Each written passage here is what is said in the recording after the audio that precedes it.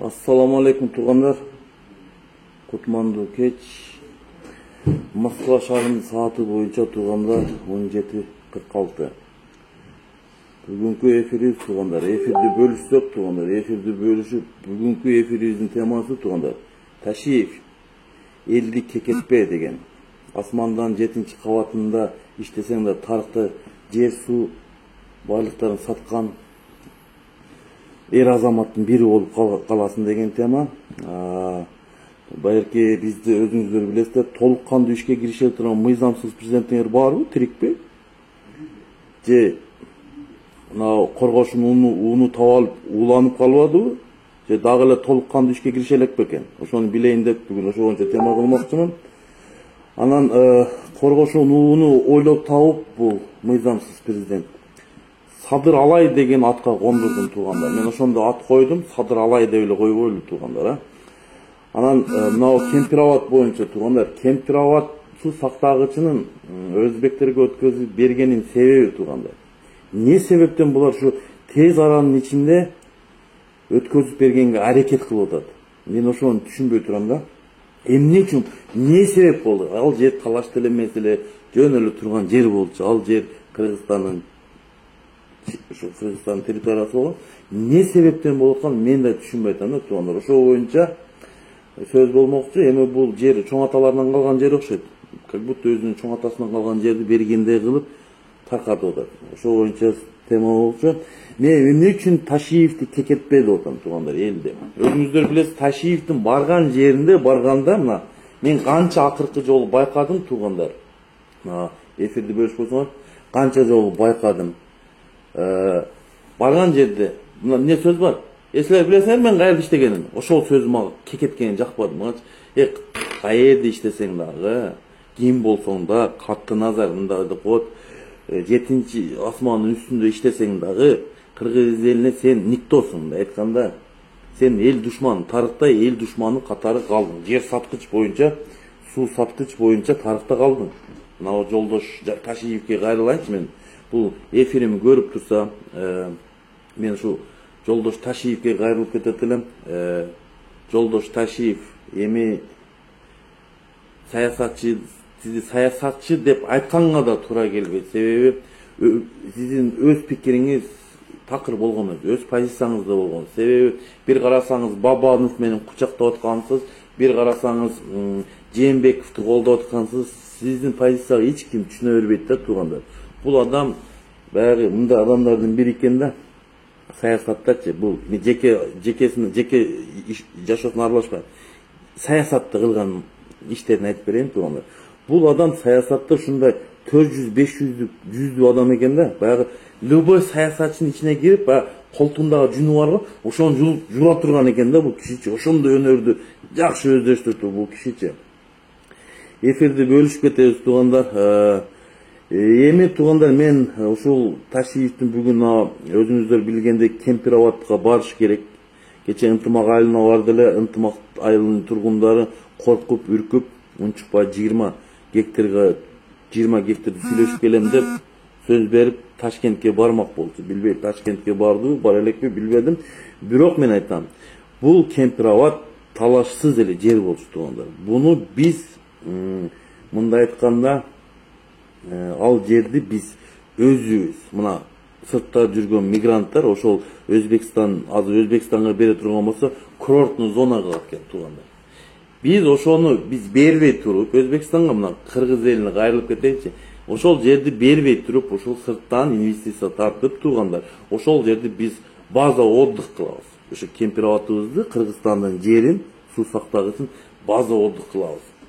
Мен ушу мына 120 Чимкирик депутатка кайрылып кетем туугандар. Ушул 120 депутат ушуну ратификация кыла турган болсо туугандар. Ушуну ратификация кылып өзбектерге өткөзүп бере турган болсо туугандар. Буларга каргыш болсун. Каргыш болуп 7 поколениядагы небересине чейин каргыш тийсин. Ушу 120 депутаттын Чимкириктерге айтып кетейин. Эми Ташиев боюнча айтсам, мен Ташиевге каргасаңдар өтпөйт экен, сөксөңдөр өтпөйт экен, жаман айтсаңдар өтпөйт. Бул адам түшүнбөйт окшойт. Бул адамга жетиш керек да. Адамдын пейилине мындай жараша иш кылыш керек да. Мына мисалы эл сени Ким бер деди Кампироватка, мисалы. Ташиев, Жолдо Ташиев, Кампироватты не себептен берип атасың? Не үчүн? Не кызыкчылыгың бар ошол жерде? Не себептен? Ошону суроону бердиңиздерби? Эч ким берген жери жок. Бул боюнча мына мыйзамсыз силердин толук кандуу ишке кириши элек президентиңер. Толук кандуу ишке кириш керек да 7 ай өттү мисалы. Ошол эмне унчукпай отурат?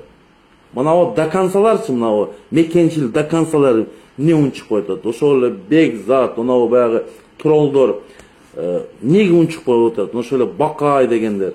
Ошол жөнүндө сөз сүйлөбөйт.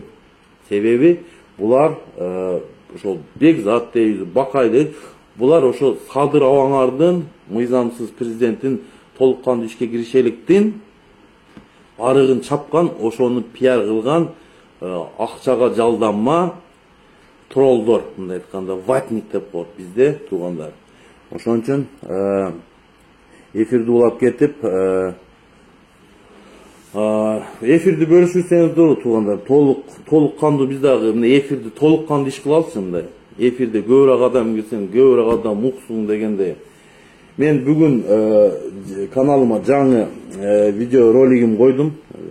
Бизде билесиздер, жерден башка, суу сактагычтардан башка жерлерди саткан аз келгенсип, бул Жолдош Ташиев көп бизнес, таза бизнесмендерди, ак ниет менен иштеген ишкерлерди кустуруу жолу менен кугунтуга алып, бүгүн бир киши жөнүндө айтып кеттим. Бүгүн ошол мен YouTube каналыма кирип туруп, ошол жерде карасаңыздар, бүгүн мен жаңы форматта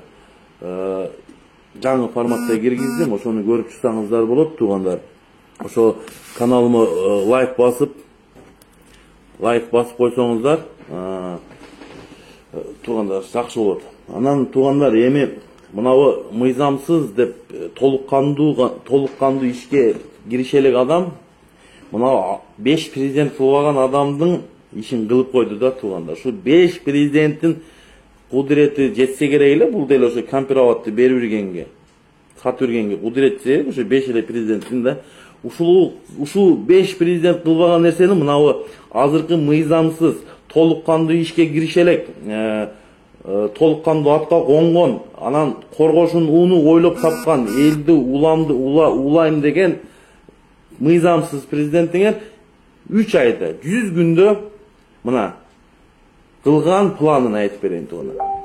Жер үйдү айтып кетейин туугандар. Жер үй алтын кени кетти орустарга.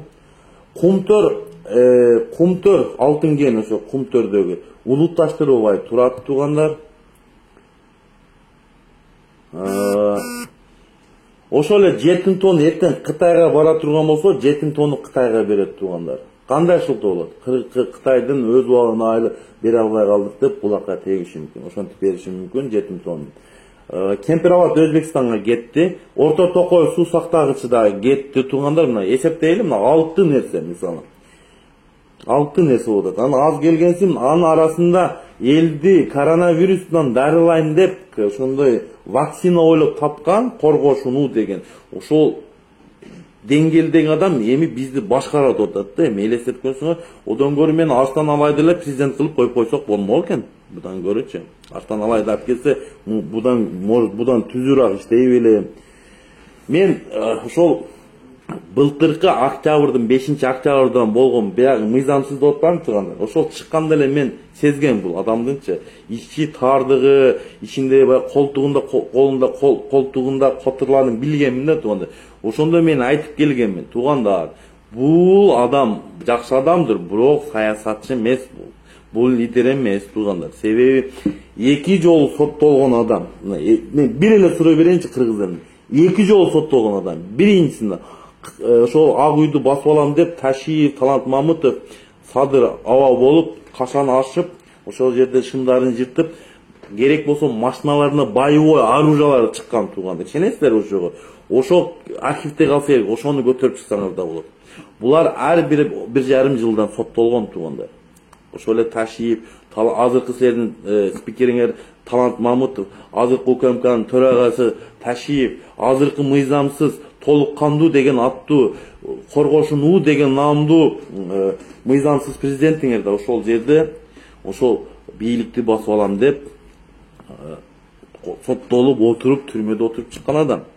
Экинчи жолу болгон окуясы туугандар. Бул экинчи жолу болгон окуясында туугандар. Экинчи болгон окуясы бул 2017-жылы бул билесиздер баягы Эмил Каптагаевди кайсы жылы алды эле, ошолго организатор катары, уюштуруучу катары бул шектүү болуп Кыргызстанга 2017-жылы кирип келгенде бул киши камалган. Мыйзам чегинде туугандар.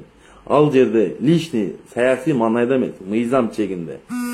Камап эми азыркы саясий өчүн азыр алып атат. Өзүңүздөр билесиз, ошондо УКМКнын төрагасы ким эле? Ошол адам азыр түрмөдө. Эми туугандар, эми карасаңыздар, төлкө өч алууда мына кугунтук, сугунтук, ол бул туура эмес. Азыр биздин жерибиз ошол суу сактагыч Кемпирабад. Ошол Өзбекстанга өтүп кетет жакында. Себеби протокол түзүлгөн туугандар.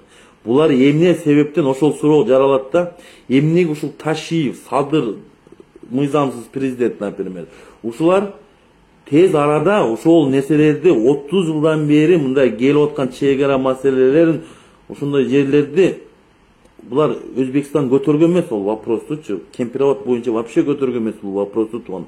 Ал жер биздин толук кандуу жерибиз болчу, биздин суу сактагычыбыз болду. Ошону көтөрбөсө да булар өздөрү колуна алып, ошонун инициативаны айтып, биз силерге беребиз деп баргандыгы туугандар. Ошо мен сезгемин тууган. Себеби баягы Мирзоев деген президент, Өзбекстан президенти 20 скорый машина берип, 50 миллион доллар берип кредитке ошондой болуп келгендер туугандар. Ошондо эле сезген булар чөтө подозрительный дегенде, ошондо мен айткам, чөтө подозрительный, бул жөн бербейт эле депчи.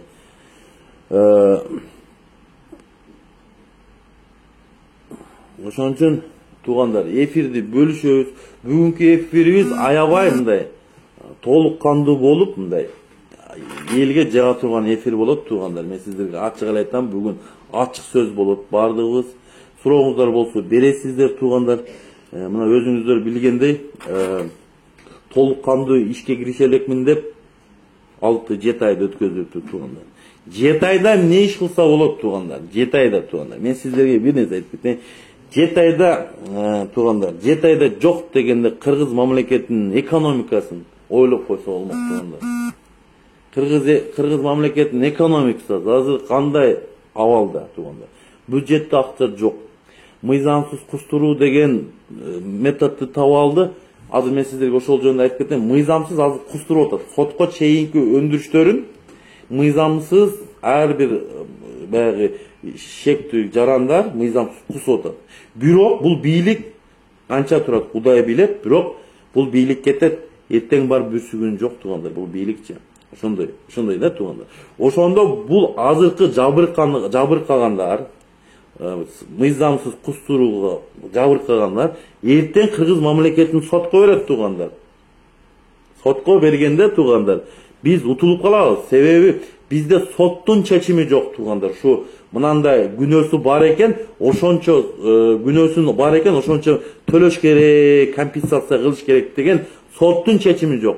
Булар кустуруу кылып, ошо кустуруу деп сотко чейинки өндүрүштөрдү алып туруп, үй камагына чыгарып туруп, ошол жерде төлөп атат деп, бирок бул мыйзамда жок нерсе туугандар. Себеби бул акчалар каяка түшүп атат?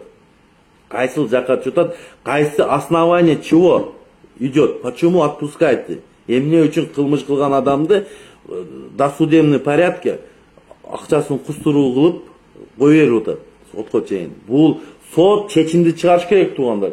Биз анан бул кустуруу, ол кылуу, бул кылуу деген бул азыркы мыйзамсыз болуп атат туугандар. Кийин бул нерселерге да жооп бергенге туура калат. Кийин бизде ошол мыйзамсыз кустуруу жолу мына эми бийлик кетет да, кеткенден кийин мыйзамсыз кустуруу боюнча деланы көтөргөндө туугандар, биздин мамлекетке иск бере турган болсо, Кыргыз мамлекетине иск бере турган болсо, действительно нарушение бар туугандар. Мына кустуруу жолу деп атат. Бирөөдөн 1 миллиард алды, одон 1 миллиард кустурду, бирөө 2 миллиард төлөдү, бирөөсү дагы 100 миллион берди. Ошо кустуруу бул туугандар мыйзамсыз.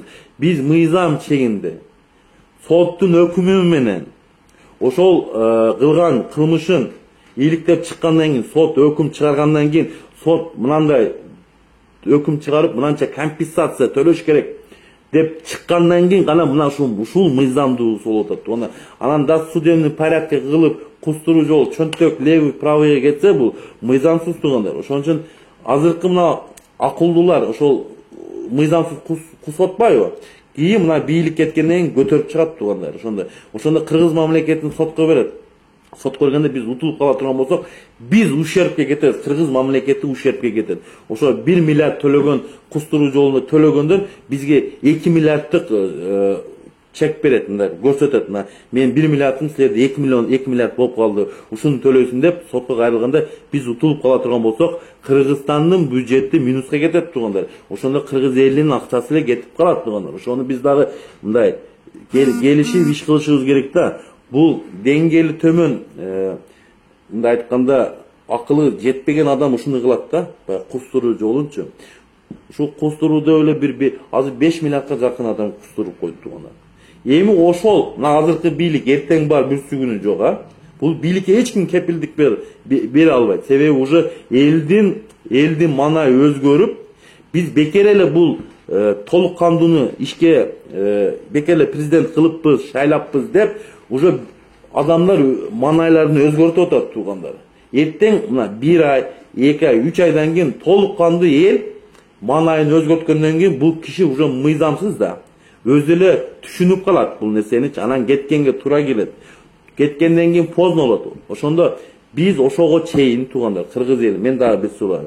Биз ар бир жерибизди, суу сактагычтарыбызды, алтын кендерибизди, мыйзамдуу, мыйзамсыз деген жерлерин тактап, ушуга ким күнөөлүүлөрдү көрсөтүп, кийин жаңы бийлик келе турган болсо, бизге окшогон жаш жигитти.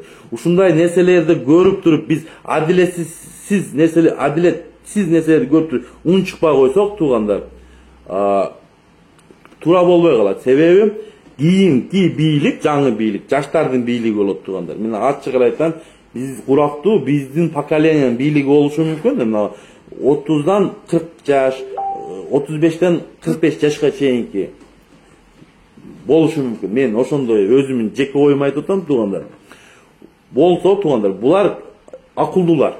Мына көп бизде акылдуулар сыртта жүрөт. Ошолор бар бийлик отуруп калса туугандар, буну көтөрүп чыкканда азыркы кылган бийликтин арам ойлорун, канча акчага саткан, эмне себептен бергенин чыгат туугандар. Булар секретни кылып койгондо деле болсо чыгат туугандар. Себеби бунун ошол кемпирабад боюнча айтып атпаймынбы туугандар, бунун бериштин кереги жок эле туугандар. Эмне себептүү? Талаш эле эмес жер болчу. Бул жерлер биздин эле жерлер. Ал жерде Өзбекстанда көтөргөн эмес бул базар. Эмне үчүн булар ошо 30 жылдан бери көтөрүлүп кеткен жер маселесин бир 2 айда, 1 айда чечип коюп атат. Себеби булар өздөрү кызыктар туугандар. Себеби өздөрү кызыктар ошол жердеги арам акчага алданып, мындай айтканда, ачык эле айтыш керек, сатып берген жерлерде мындай сатып атат. Себеби сатпаса анда тим кой, тийбеш керек болчу.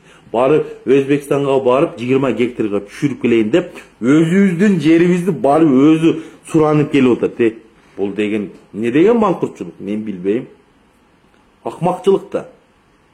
Кайсы мисал менин огородум болсо туугандар, мен огородум барып соседимен барып, мына экзотикке түшүрбөлү дегенде эле маани болуп калды да, соседимен барып сурап келгенде элечи. Себеби бул менин огородум, туурабы? Мен соседке барып сурап келдим, ушу экзотикке түшүрбөлү депчи. Мен сизге 2 эле сотик берейин деген. Ошондой болуп калды да тууган. Ошон үчүн кайдыгер карабайлы. Мына патриот жигиттер аябай көп бизде. Бизде патриот кыз, уландар, кыздар, балдар өтө көп. Мен ушул элге кайрылып кетет элем. Өзүңүздөр билгендей туугандар, бул кыргыз элинин кызыкчылыгын саткан адам болуп эсептелет. Ташиевдин кыймыл аракети кыргыз элинин кызыкчылыгын ойлобогон болот. Кыргыз элинин душманы болуп саналат. Ошо эле Ташиев, ошо эле Садыр Жапаров толук кандуу ишке кириши элек президенттиңер. Мен бул себепти эмнеге айтып атам туугандар? Кайсы акылдуу, мээси жайында кем чонтой эмес адам отуруп туруп эле Кемпирабадты Орто Токой суу сактагычты берип берет. Мен түшүнбөйм ошону. Мындай өзүңүздөр ойлонуп көрсөңүздөр, өздөрүңүз анализде чыкат. Ал жер талаш жер эмес. Ал жерде мындай болгон, мындай тартыш жер жок да. Ал жерде бул нерсени булар Ташиев, Садыр Жапаров өздөрү көтөрүп атат. Бул маселени мен сиздерге берели деп өздөрү көтөрүп атат да. Мен ошого таң калат. Эмне себептен? Бир эле себеп туугандар, бул акча. Акча, доллар, зеленый деп коет. Ошол эле мен ошентип эле жеке оюм туугандар. Анан айтып бербегиле официал жок, жеке оюм. Эмне себептен ошол нерсени көтөрүп өздөрү предлогать этет? Мен түшүнбөйм да. Эми булар аз келгенсип гести, мына Камбар ата гес бирди. 2 миллиард Өзбекстан инвестиция кылат экен, кошулуп курат экен. Ошол акчасы чыккыча турат экен деп. Ким кепилдик бере алат, ошолор кийин чыкпай койгонго, туурабы? Өзү айтпадыбы, кече ынтымак айылына барганда Ташиев өзү айтпадыбы? 20 жыл, 30 жылдан кийин ким не болушун ким билет? Эч ким кепилдик бербейт деп. Өзү ишенбейт туугандар, өзү ишенбейт сөзүнө. Өзү кылган өзүнө ишенбей турат туугандар. Көрдүңүздөрбү? Бул деген эмне деген чиновник? Бул деген тартипсиз, шалакалык деп кой, шалакалык мындай. Мындай мындай айтканда пофиг адам да, орустар айтканда мындай пофиг адам мындай айтайынчы. Ой деле жок. Бул ошо томасында заправкалар иштеп атат, ошол жерден нефтен саларка бензин чыгып атат. Ошол эле бунун ою. Эптеп нары берип, өзүнүн адамдарын, меси жок адамдарын апарып мындай майлуу жерлерге отургузуп коюп, мына ошондой эле болот да. Бунун деңгээлин көрдүк да. Эми бул адам өзү дагы Омскийде окуган экен, эми толук кандуу деле окубаса керек, ал жерде деле бүтпөй калса керек. Эми мен кыргыз элине мындай кайрылат элем да туугандар. Кыргыз элим, эмне үчүн биз мына ушул адилетсиздик өзүбүздүн жерибизди берип атса, мына акмактар. Эми акмак дейбиз, эмне дейбиз? Бербесе унчукпай турганыбыз тууган. Бул туура эмес. Акыретте да жооп берет туугандар. Акыретте да жооп берет бул нерсеге. Эмне үчүн айтат да, Кудай да сурайт да акыретте. Эмне үчүн Ташиев барып туруп Кемпирабад менен Орто Токой суу сактагычын өзбектерге берип атат. Силер эмне унчукпай калдыңар десе, сиздер эмне деп жооп бересиздер? Мен айтам, мен чыктым, менин кудуретим жетпedi эле, жок дегенде тилим бар экен, тилим менен айттым. Элге жеткизгенге аракет кылдым, Алла таалам дейм да. А сиздер эмне деп жооп бересиздер? Мен ошого түшүнбөй турам туугандар. Коркпоңуздар туугандар. Азыркы Кемпирабаддагы азаматтар ошол жерге кыргыз үйлөрүн тигип, бүгүн ошол Ош областынын өкүлчүлүктөрү келиптир, мен көрдүм, жакшы эфирлерин көрүп, ошол жерде сыймыктандым. Бар экен бизде сатылбаган адамдар бар экен. Айбирди сатпаган адамдар бар экен, жерди сатпаган адамдар бар экен, жерди бербейм дегендер бар экен. Жер үчүн жанын бергендер бар экен деп мен аябай сүйүндүм туугандар. Аябай сүйүндүм. Себеби биз ушунчалык алдандык туугандар. Мына эки адамга алдандык. Мына эки главный адам кош бийлик болуп калды. Бирөө Ташиев, бирөө толук кандуу ишке кириши элек Садыр Алай. Мына эки адам, Эки адамга от души алдандык туугандар. Ошону көрүп туруп алдандык. Туугандар, качан көздү ачабыз туугандар? Качан адам болобуз туугандар? Мына 6-чы президент, мына мыйзамсыз президент тандадыңар. Кичине ойлонуш керек да. Таза адамдар бар эле арасында. Таза кандидатуралар койгон талапкерлер бар эле. Ошолор тандасак болбойбу беле? Азыркы маселе көтөрүлбөйт болчу. Орто Токой суу сактагычы дагы, Кемпирабад суу сактагыч маселе да көтөрүлбөйт эле, бербейт эле өзбектерге. Ана туугандар, өзүбүз кайдыгер жүрүп туугандар.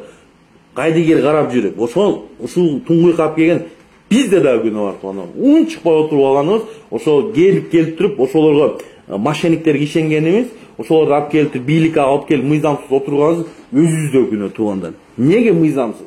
Себеби бул адамды айтып кеттим го мен сиздерге. Өкөтең судимый адам. Өкөтең соттолгон адам. Саясий маанайда эмес, за уголовное дело туугандар. Мен ачык мына 100% кепилдигин берем. Булар уголовный дело менен. Себеби өкөнтең өнөрү мошенничестводо бар. Өкөтең ушу өтө өздөштүргөндө ушундай элди алдагангачы туугандар. Мына өзүңүздөр көрүп, элди алдап атпайбы? Каякта коргошунун ойлоп таап, дүйнө жүзүнө уят кылып тоба кылып. Мына орустар маскалдап атат, откуда взяли вот это президента дейт. Мен айттым, я это президента не знаю, я не признал еще до сих пор. Он бывший зэк деп койдум анан орустарга. Эмне дейм анан? Ошол туугандар, эми өзүбүздө күнөө болуп атпайбы туугандар? Өзүбүздө күнөө болуп Ошол маселеде келип атат туугандар. Эмне үчүн бизде 5-октябрда болгон ушул кайсы мамлекет кызыктар болду?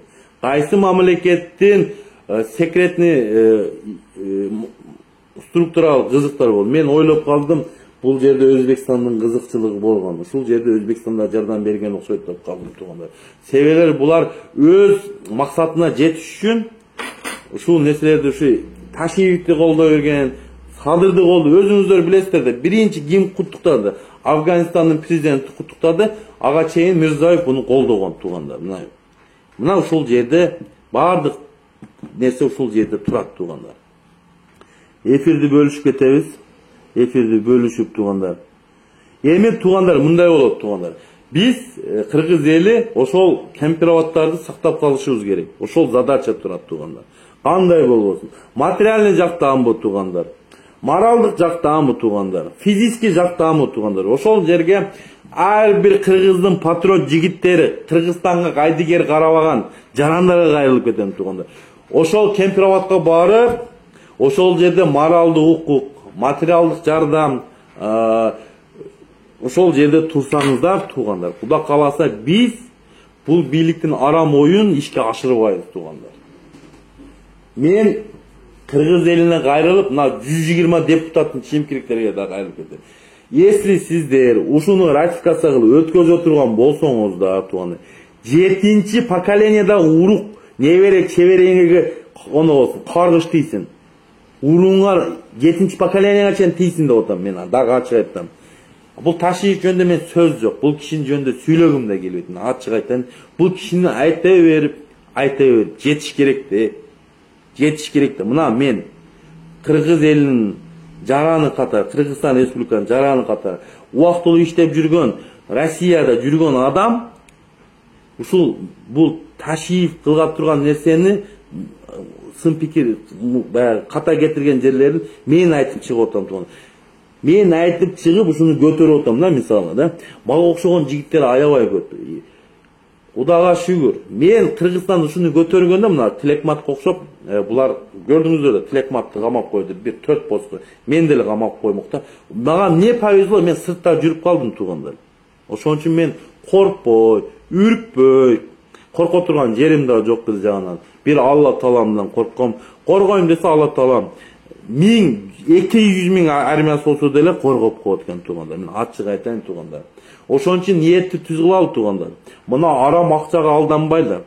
Мына булар арам акчага алданып, кыргыз элинин байлыктарын туугандар, суу сактагычтарын сатып атат, берип атат Өзбекстанга.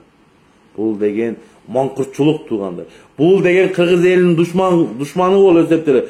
Кызыкчылыгын ойлобой туруп, берип. Кайсы акылы жайында адам ошону кылат? Мен билбейм. Акылы жайында адам ушул нерсени кылбаш керек эле туугандар. Түз эле турган жерден өзүбүзгө проблема ашырдык туугандар. Эми бу берки толук кандуу жөнүндө айтсам, дагы азыр чыгышат фанаттар. Мен авам не жаман деп атасың, биздин сүйүктүү президент деп берет го адамдар. Эми мен сүйүктүңөр болобу, толук кандуу ишке киришпеген президентиңер болобу мыйзамсыз. Мага бәрі айттым ғой, 7-чи кабатта болбой иши, 7-чи кабатта. Для меня, орыстар айтканда, для меня они никто. Мен үчүн алар эч ким. Себеби мыйзамсыз, мына ушул жерде подлога турат да, тон. Мыйзамсыз келип калды. Анан биз ол асман жерге таштай бергиле, мен акыретке чейин таныган эмесмин. Таныбайм дагы. Кудайдын алдына барганда дагы ушун айтам, мен таныган эмесмин, Алла Таалам деп айтам. Бирок ушу акмактар келип бийликте кыргыз элинин кызыкчылыгын ойлобой, суу сактагычты берип атканда мен эфирден чыгып, кудуретим ушуга жеткен экен, эфирден чыгып айттым мен. Сиздерден сураганда сиздер эмне айтып кеткенсиң мен биле албайм туугандар. Ошон үчүн кыргыз элинин күчтүү эр азаматтарын ошол кемпироватка барып, моралдык жактан, материалдык жактан туугандар көрсөтүп койсоңуздар, мен сиздерге ыраазы болуп, ушу кыргыз элинде кайдыгер карабаган жигиттер, эр азаматтар, уул кыздарыбыз бар экен деп сүйүнүп, ушул жерде мен өз эфиримди кыла берейин туугандар. Ошон үчүн туугандар өтө кайгылуу болот. Мен отуруп алып, эмне үчүн ушул именно Кемпироват орто токой суусактагы эмне башка жер эмес, башка жерди да бербешибиз керек туугандар. 1 мм жерди да бербешибиз керек туугандар. 1 мм жерибизди да туугандар. Мен ошол кайсы мамлекет революция кылышын кызыктар мамлекет ушу Өзбекстан болгон туугандар. Билесиздер да өзүңүздөр, мен айтып кетпедимби?